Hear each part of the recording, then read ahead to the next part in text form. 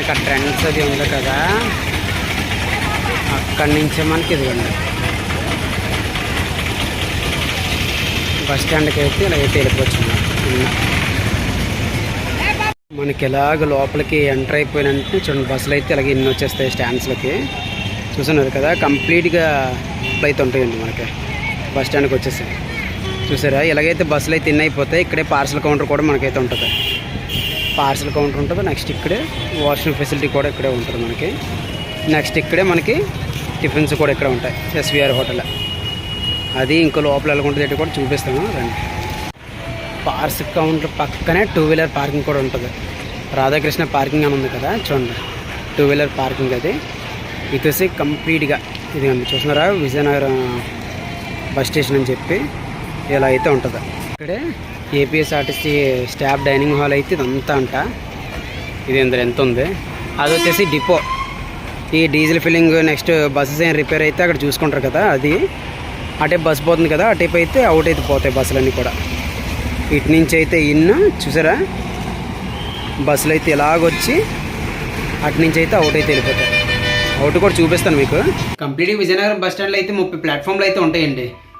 ఏ ఊర్లు కనుక వైజాగ్, శ్రీకాకుళం, యానం, కాకినాడ, హైదరాబాద్, భద్రాచలం, రాజమండ్రి, తిరుపతి అలా డిఫరెంట్ స్టేషన్లకు కూడా వెళ్తాయి ఇక్కడ నుంచి. అలాగే బస్సెస్ కూడా అవైలబిలిటీ అయితే బాగుంటుందండి. Express, non express, super luxury, ultra deluxe, next Indira AC coach ఉంటాయి కదా, sleeper, non sleeper, mini sleeper అని చెప్పి డిఫరెంట్ బస్సెస్ కూడా ఉంటాయి. ఇవి చూసినా కదా చార్ట్, ఏ టైంకి ఏ ఊరికి పోతాయని చెప్పి కూడా ఇక్కడైతే పెట్టారు.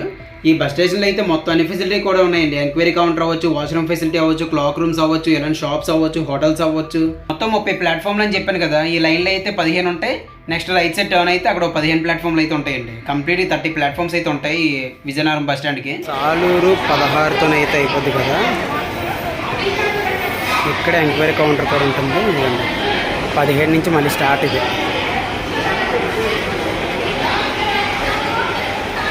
ఇక్కడే ఇది కూడా అయితే ఉంటుంది.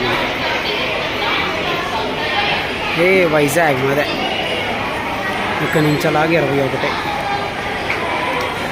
17 నుంచి స్టార్ట్ అయ్యి చూడండి ఇక్కడ 24, ఇంకా అక్కడ చివరి వరకు కూడా ఉన్నాయి మనకి. ఇలా అయితే ఉంటుంది కదా. ఇలా వచ్చేసాక లాస్ట్ సింహాచలం దగ్గర టిఫిన్ షాప్ కూడా ఉంటుంది. నెక్స్ట్ ఇది ఇక్కడ ఇది కూడా ఇక్కడ కంప్లీట్గా ఇది ఇలాగ వచ్చేసినవి చూడండి.